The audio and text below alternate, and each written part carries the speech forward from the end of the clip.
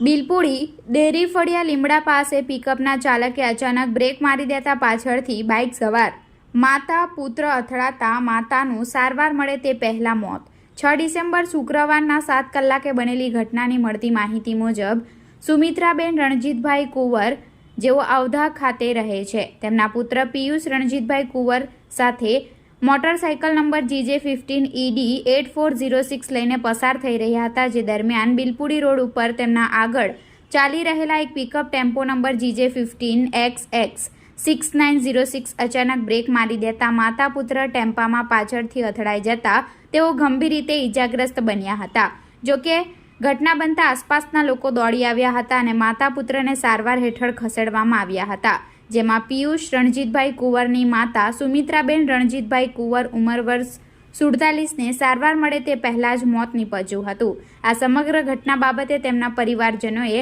Pickup ટેમ્પાના ચાલક સુનિલભાઈ મોહનભાઈ ભોયા સામે ધરમપુર પોલીસ મથકે ફરિયાદ નોંધાવી છે।